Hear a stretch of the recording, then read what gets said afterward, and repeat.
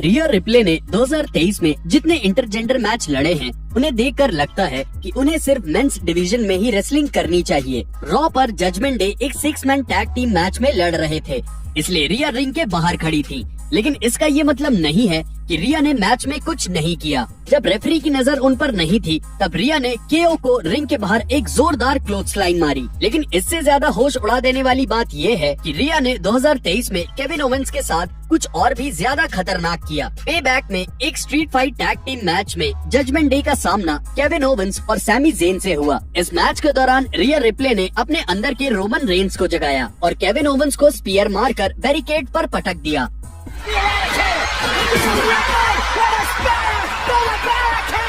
शायद आप लैश लेजेंड को न जानते हो, लेकिन इसे देखने के बाद उन्हें नहीं भूल पाएंगे। NXT पर अल्फा एकेडमी का सामना मेटाफोर से एक 6 पर्सन टैग टीम मैच में हुआ। दोनों टीम में दो में सबसे अजीबोगरीब लड़ाइयों में से एक थी एजे स्टाइल्स और स्कारलेट की लड़ाई। स्मैकडाउन की शुरुआत में स्कारलेट ने रेड मिस्ट डालकर एजे को अंधा कर दिया, जिससे उनके पति कैरियन क्रॉस को स्टाइल्स का गला दबाने का मौका मिल गया। इसके अगले हफ्ते में स्टाइल्स बदला लेने के लिए आए और इसके लिए उन्होंने मिचिन के साथ टीम बनाई और क्रॉस और स्कारलेट का सामना किया। मैच के दौरान स्कारलेट ने एजे को बाल से पकड़कर खींचा और पिन करने से रोक दिया। इसके बाद चीजें थोड़ी मजेदार हो गयी और स्कारलेट ने द फिनोमिनल वन के साथ फ्लर्टिंग शुरू कर दी, लेकिन एजे ने इसका बेहतरीन जवाब दिया।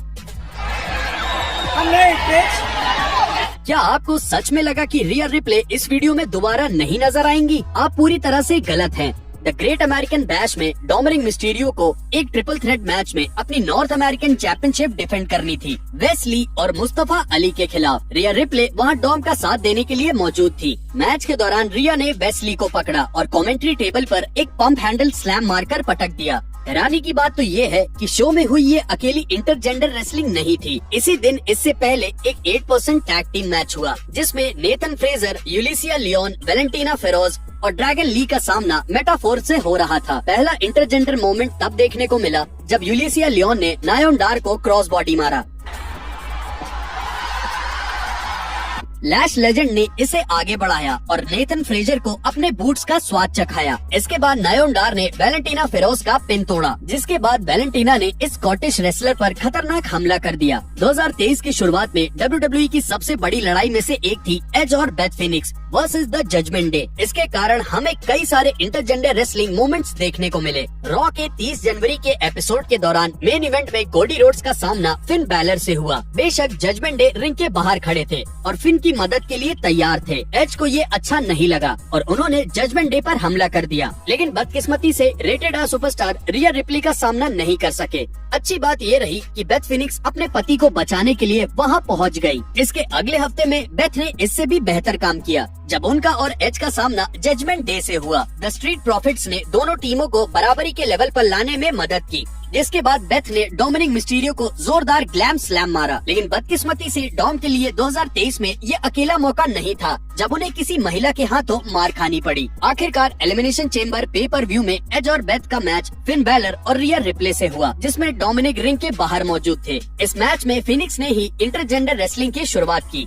उन्होंने पहले फिन को तब मारा जब वो रिंग के किनारे पर खड़े थे और फिर जब डीमन किंग रिंग के कोने में थे तब उन्होंने फिन को जोरदार स्पीयर मारा। हालांकि डोमिनिक को ग्लैम स्लैम का बदला लेने का मौका मिल गया और उन्होंने फिनिक्स को टर्नबकल पर गिरा दिया। थोड़े समय बाद दोनों औरतें इंटरजेंडर रेसलिंग में शामिल हो गयी और बेथ और रिया दोनों एक दूसरे की टीम के मेल रेसलर को पावर बॉम्ब मारकर पटक दिया। लेकिन इसमें बेथ को आखिरी मूव मारने का मौका मिला और उन्होंने फिन बैलर को अपने घुटनों पर पटक दिया।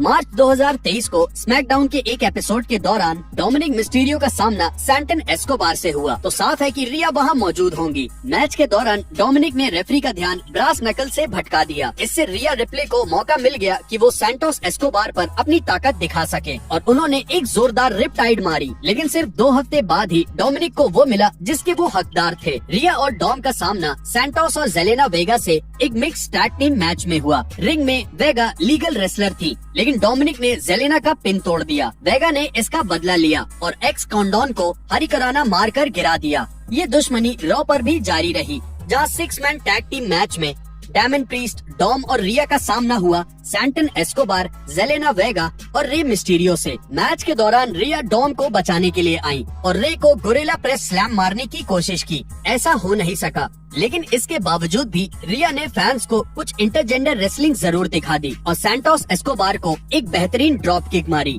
वैसे तो WWE के रेसलर्स के लिए सबसे बड़ी बात होती है चैंपियनशिप बेल्ट जीतना, पर कुछ ऐसे रेसलर्स भी हैं जिन्होंने इस चैंपियनशिप की बेइज्जती की है। वो कौन है, उसे देखने के लिए वीडियो पर क्लिक करें।